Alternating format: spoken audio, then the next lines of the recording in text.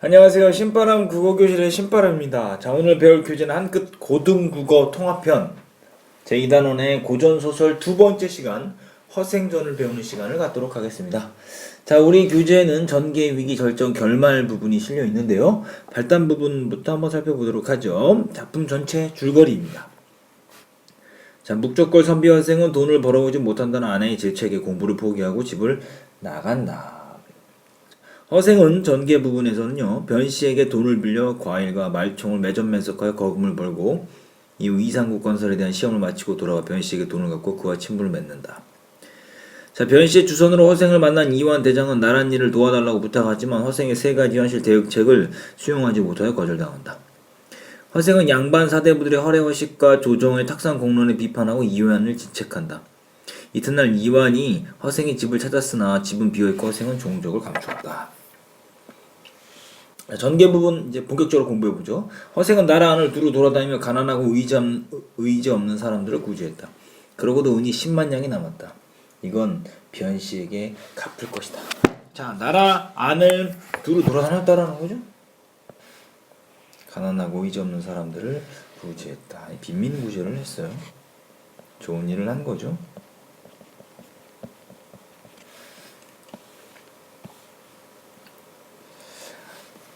자,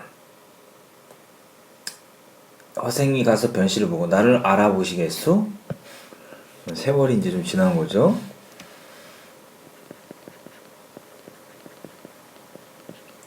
세월이 오래 지남. 변씨는 놀라 말했다. 그대 안색이 조금도 나아지지 않았으니 혹시 만냥을 실패보지 않았소? 자, 여기서 이제 기억 부분에서의 변씨는 겉모습을 보고서 세속적인 기준으로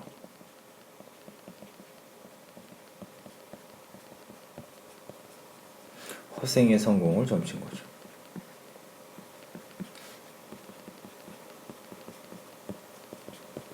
여부를 짐작한다. 허생이 웃으며 재물에 의해서 얼굴에 기름이 도는 것은 당신들 일이오. 만냥이 어찌 돌을 살찌게 하겠소? 자, 허생의 그 가치관, 허생의 사대부 의식 뭐 이렇게 이야기해야 되겠네요. 허생의 의식 1번 정신적 가치를 중시한다 이 소리죠. 물질적 가치보다 정신적 가치를 중시한다.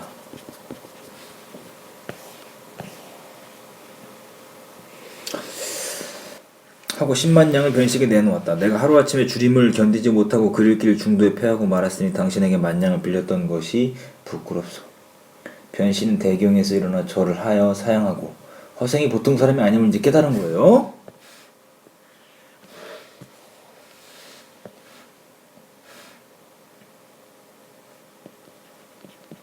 허생이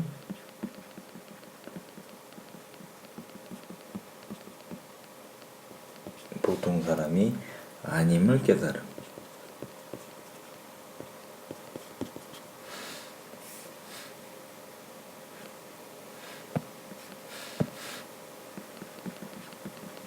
깨달음. 10분의 1로 이자를 쳐서 받겠노라 했다. 허생이 잔뜩 역정을 내어 당신은 나를 장사치로 보는가? 라고 말하면서 허생의 의식 2번. 어떤 의식이 있습니까? 사대부로서의 뚜렷한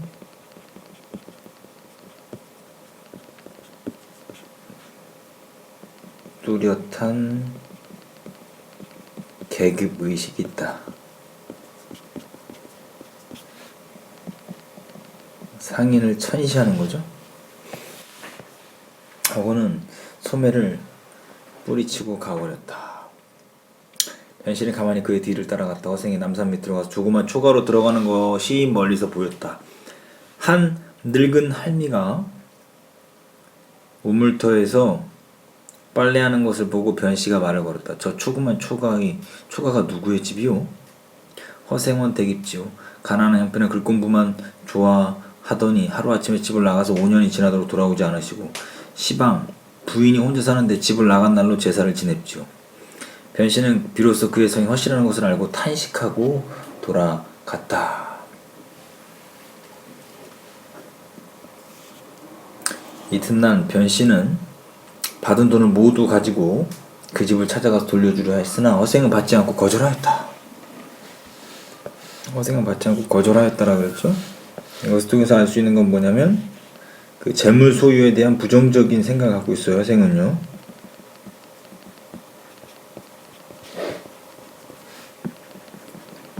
부정적 입장을 갖고 있다라는 거죠.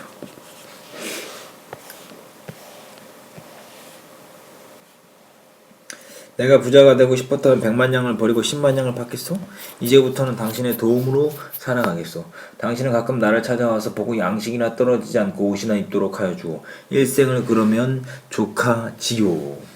라고 하면서 밑줄 쳐져 있는 A를 통해서 알 수 있는 허생의 태도는 안분지죠. 가난한 가운데 만족함을 느끼며 부족하지만 만족을 느끼며 사는 삶을 안분지족이라고 말할 수 있습니다. 왜 재물 때문에 정신을 괴롭힐 것이요. 그러니까 재물 소유에 대한 부정적 입장 2번입니다. 변씨가 허생을 여러 가지로 권유하였으나 끝끝내 어찌할 도리가 없었다. 변씨는 그때부터 허생의 집에 양식이나 옷이 떨어질 때쯤 되면 몸소 찾아가 도와주었다. 허생은 그것을 흔연히 받아들였으나 혹 많이 가지고 가면 좋지 않은 기색으로 나에게 재앙을 갖다 맡기면 어찌하오? 라고 말하면서 재물에 대한 부정적인 입장 3번을 찾을 수가 있습니다. 하였고 술병을 들고 찾아가면 아주 반가워하며 서로 술잔을 기울여 취하도록 마셨다. 다음 페이지 정리 한번 해보시죠. 핵심 포착 살펴보도록 하겠습니다.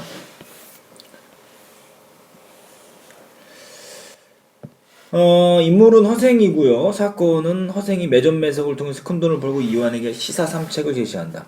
배경은 시간적 배경은 조선 효종 때고요. 공간적 배경은 한반도 전역이다라는 거. 허생 사대부 의식. 허생은 양반 사대부 계층을 비판하고 상업을 중시하는 인물이다. 하지만 산업공상에 따른 계급 의식을 버리지 못한 채 양반 계층의 우월 의식을 바탕으로 상인을 얕보는 신분적 한계를 동시에 지니고 있다라는 거죠. 허생의 이중적 재물관을 살펴볼 수 있는데요. 자, 개인적 차원에서는 부정적이고 사회적 차원에서 긍정적으로 본다. 개인적 차원에서 도를 살찌게 할 수 없기 때문에 부정적으로 보고요. 사회적 차원에서는 빈민구제와 이용후생이 필요하기 때문에 긍정적으로 바라본다라는 거죠. 자, 그렇기 때문에 이 개인적으로 볼 땐 유학사상으로 보고 사회적으로 볼 땐 실학사상을 중요시 여기는 건데요. 허생은 빈민구제와 무역을 이용하는 재물은 긍정적으로 여기지만 변씨와의 대화를 통해 드러난 것처럼 개인적인 재물 축적은 부정적으로 여기고 있다는 거죠. 자, 늙은 할미의 역할, 서술자를 대신해서 새로운 정보를 객관적으로 전달하는 보조적 역할, 사건을 요약적으로 제시하고 서술한다라는 거 알 수 있습니다. 94쪽으로 넘어가도록 하겠습니다.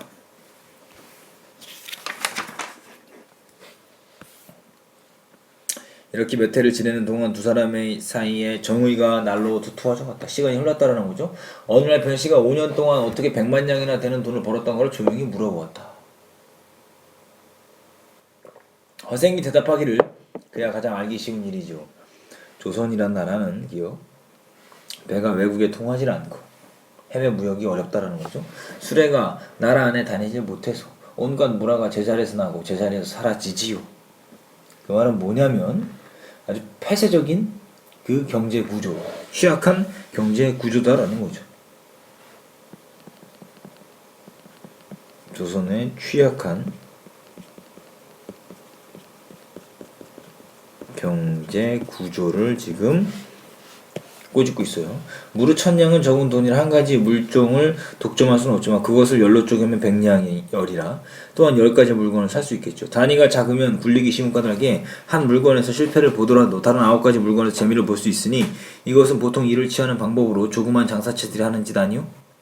대개 만냥을 가지면 좋게 한 가지 물종을 독점할 수 있기 때문에 수레면 수레 전부, 배면 배를 전부, 한 거울이면 한 거울 전부 마치 총총한 그물로 훑어내듯 할 수 있지요.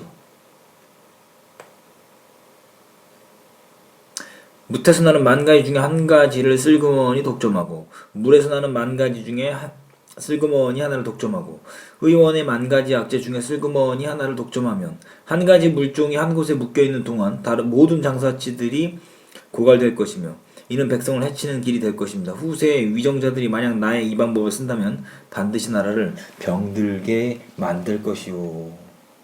그러니까 허생이 재물을 모은 방법은 4개부터 시작해서요 고갈될 것이매까지 봤을 때 돈을 번 방법은 바로 뭡니까? 매점매석이다 이 소리죠. 허생이 재물을 모은 방법,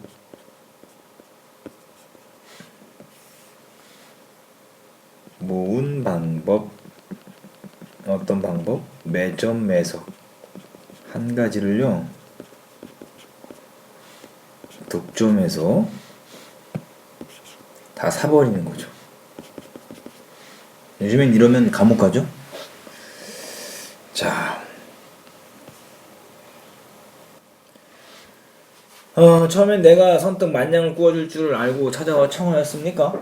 허생은 다음과 같이 대답했다. 당신만이 내게 꼭 빌려줄 수 있었던 것은 아니고 능히 만냥을 지닌 사람 치고는 누구나 다 주었을 것이요.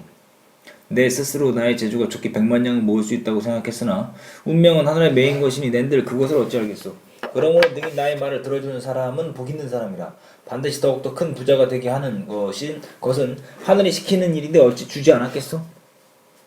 이미 10,000냥을 빌린 다음 그의 복력에 의지해서 일을 한 까닭으로 하는 일마다 성공했던 것이고 내가 만약 사사로이였을 때면 성패는 알 수 없었겠지요. 변씨가 이번에 딴 얘기를 꺼냈다. 방금 사대부들이 남한산성에서 오랑캐에게 당했던 치욕을 씻어보고자 하니 지금이야말로 지혜로운 선비가 팔뚝을 뽐내고 일었을 때가 아니겠소? 자, 병자호란 때 인조가 청나라 황제에게 무릎 꿇고 항복한 것을 지금 이야기하고 있는 거예요. 자고로 묻혀 지낸 사람이 어디 한둘이겠소? 우선 졸수제 조성기 같은 분은 적국의 사신으로 보낼 만한 인물이었지만 배잔방이로 늙어 죽었고 반개고사 유영원 같은 분은 군량을 조달할 만한 능력이 있었지만 저 바닷가에서 소유하고 있지 않습니까? 그러니까 집권층이 지금 뭐한다? 인물들을 제대로 쓴다 못 쓴다? 못 쓴다라는 거죠. 이것은 집권층의 인재 등용 모순을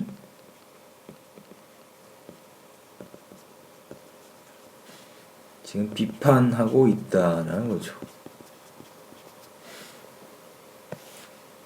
훌륭한 능력이 있는데도 등용되지 못한다는 거예요. 지금의 위정자들은 가히 알만한 것들이지요.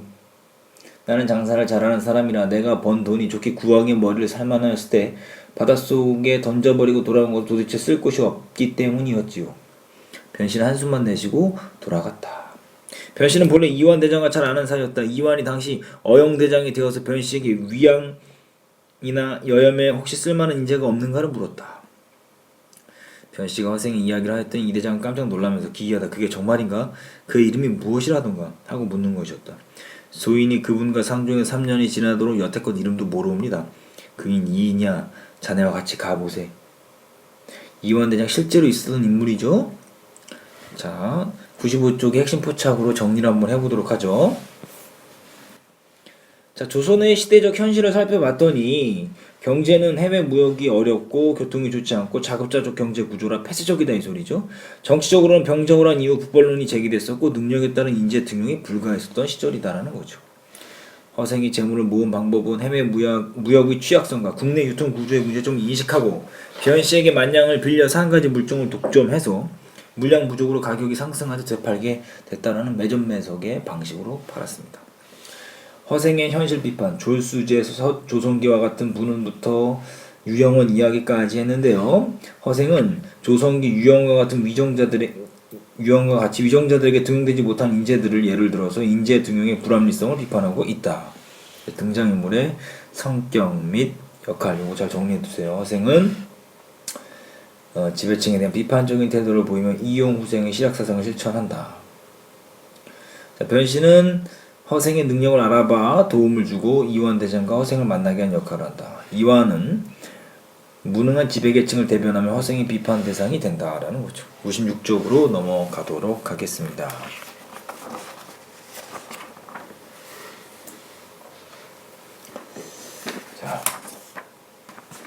자 이제 중략되고, 밤은 짧은데 말이 길어서 듣기 지루하다. 너는 지금 무슨 벼슬에 있느냐? 대장이여. 그렇다면 너는 나라의 신임을 받는 신하로군. 내가 와룡 성생 같은 일을 천거하겠으니 네가 임금께 아래에서 삼고초려를 할 수 있게 하겠느냐? 자, 기역 니은으로 묶어보시고요. 삼고초려, 허생이 첫 번째를 제안했습니다. 허생의 첫 번째 제안.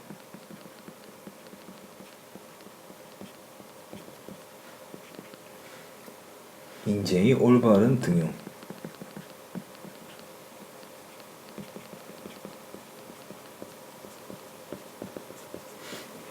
자, 그랬더니 이 대장은 고개를 숙이고 한참 생각하더니 어렵습니다. 제2의 계책을 듣고자 하옵니다. 왜 어렵다라고 이야기하는 거냐? 지금 왜 임금이 와서 3번이나 신하를 데려가기 위해, 뛰어난 신하를 데려가기 위해서 3번이나 찾아와서 방문하는 일, 이것은 권위와 체면을 중시하기 때문에 그런 거예요.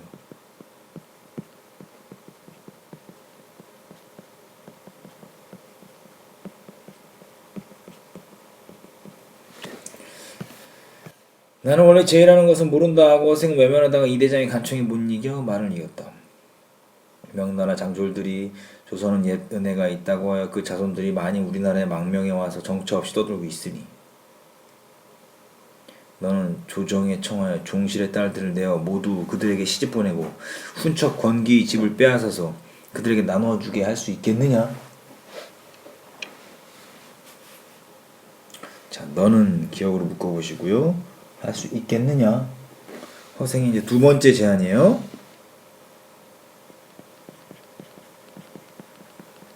두 번째 제안.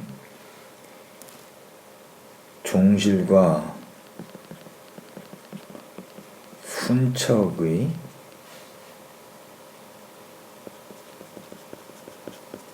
권기의 기득권 폐지. 기득권을 내려놓을 수 있느냐라고 이야기했어요. 이 대장은 또 머리를 숙여 한참을 생각하더니 어렵습니다 했다. 자, 왜 어렵다? 기득권을 포기하지 않을 거니까.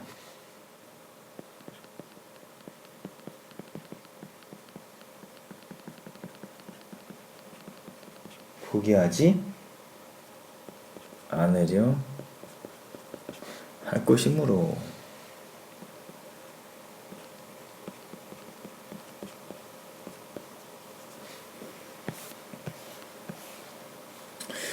이것도 어렵다 저것도 어렵다 하면 도대체 무엇을 하겠느냐? 가장 쉬운 일이 있는데 내가 능히 할 수 있겠느냐? 말씀을 듣고자 합니다. 무릇 천하의 대의를 외치려면 먼저 천하의 호구들과 접촉하여 결탁하지 않으면 안 되고 남의 나라를 치려면 먼저 첩자를 보내지 않고서는 성공할 수 없는 법이다. 자, 그러니까 다시 말하면 지피지기면 백전백승이다 이 소리죠. 자, 청과의 전략적 교류가 필요하다 이 소리죠.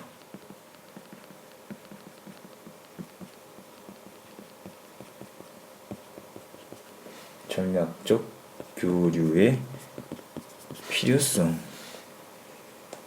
왜 지피지기면 지피 나를 알고 적을 알면 적을 알고 나를 알면 백전불태다. 100번 싸워도 위태롭지 않다 이 소리죠. 지금 만주정부가 갑자기 천하의 주인이 되어 중국 민족과는 친근해지지 못하는 판에 조선이 다른 나라보다 먼저 섬기게 되어 저들이 우리를 가장 믿는 터이다. 진실로 당나라 원나라 때처럼 우리 자제들이 유학가서 벼슬까지 하도록 허용해 줄 것과 상인의 출입을 금하지 말도록 간청하면 저들도 반드시 자기네에게 친근해지려 함을 보고 기뻐 승낙할 것이다. 국중의 자제들을 가려뽑아 머리를 깎고 되놈의 옷을 입혀서 그중 선비는 가서 빈공과에 응시하고 또 서민은 멀리 강남 가서 강남에 건너가서 장사를 하면서 저 나라의 실정을 정탐하는 한편 저 땅의 호걸들과 결탁한다면 한번 천하를 뒤집고 국치를 씻을 수 있을 것이다. 자, 다시 말하면 한번 천하를 뒤집고 국치를 씻을 수 있을 것이다 라는 건 병자호란에 대한 복수를 할 수 있다라는 거죠.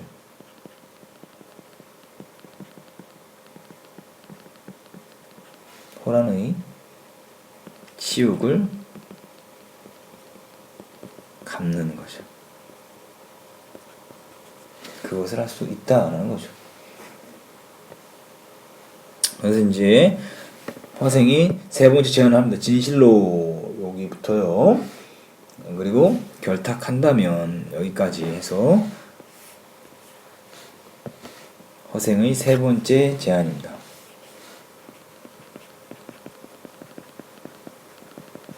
세 번째 제안. 자, 어떤 제안을 하냐? 청나라와 문물교류,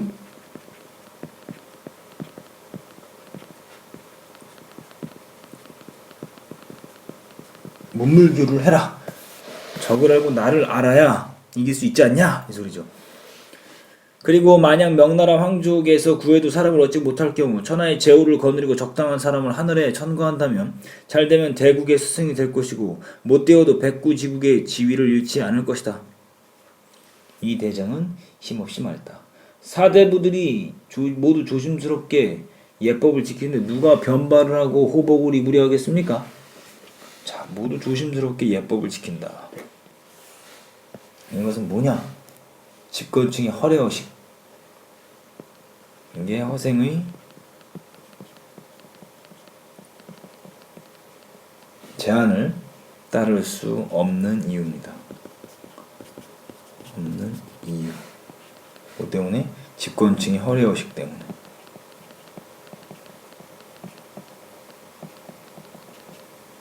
허례허식. 자, 허생이 크게 꾸짖어 말했다. 소위 사대부라는 것들이 무엇이란 말이냐? 오랑캐 땅에서 태어나 자칭 사대부라 뽐내다니 이런 어리석을 때가 있느냐?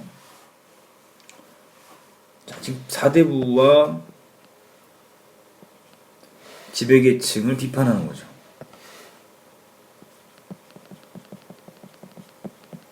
지배계층을 비판하고 있습니다. 의복은 흰옷을 입으니 그것이야말로 상인이나 입는 것이고 머리털 한 대 묶어 송곳같이 만드는 것은 남쪽 오랑캐의 습속에 지나지 못한데 대체 무엇을 가지고 예법이라 한단 말인가? 자, 흰옷. 민족 고유의 예법이라고 고집하는 것. 자, 머리털을 한 대로 묶어서 송곳같이 만드는 것. 다 이런 것들이 다 뭐냐? 예법이라고 주장하는 것들이에요.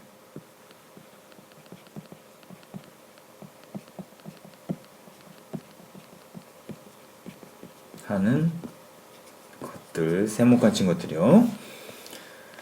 자, 번호기는 원수를 갚기 위해서 자신의 머리를 아끼지 않았고 무령왕은 나라를 강성하게 만들기 위해서 대놈의 옷을 부끄럽게 여기지 않았다.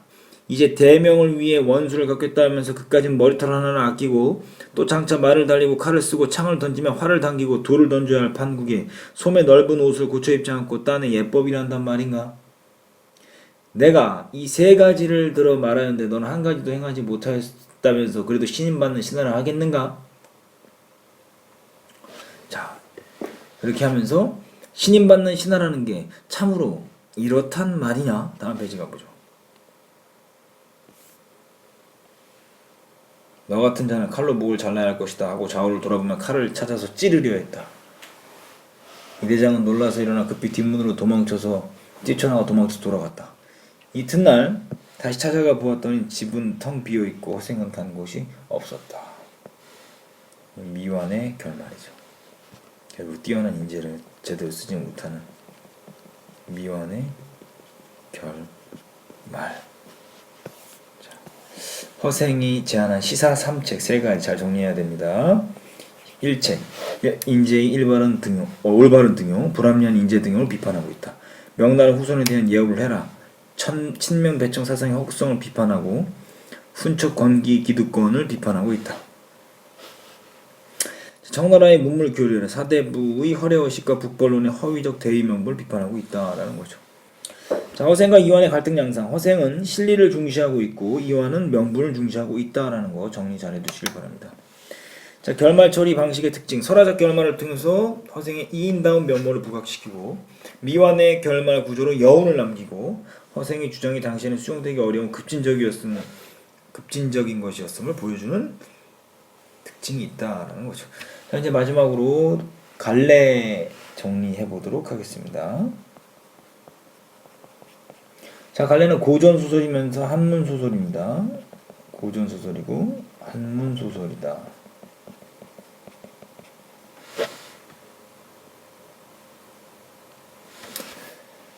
자, 주제는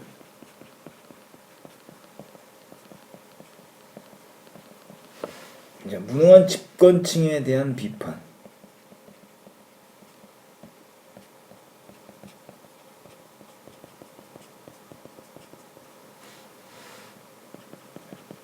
그리고 새로운 삶의 각성과 실천을 촉구하고 있습니다.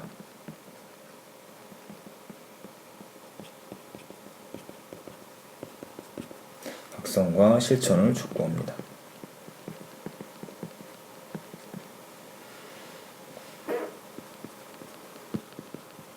자, 특징을 보시면요. 이용 후생의 실학사상을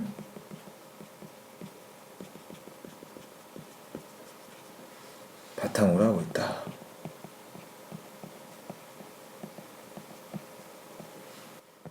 두 번째, 미완의 결말로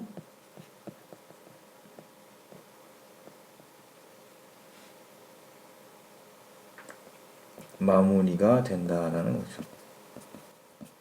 원래 고전소설의 결말은 행복한 결말로 마무리가 되는데도 불구하고 일반적인 고전소설과의 결말 처리 방식이 다르다라는 것을 기억해 두시면 좋겠습니다.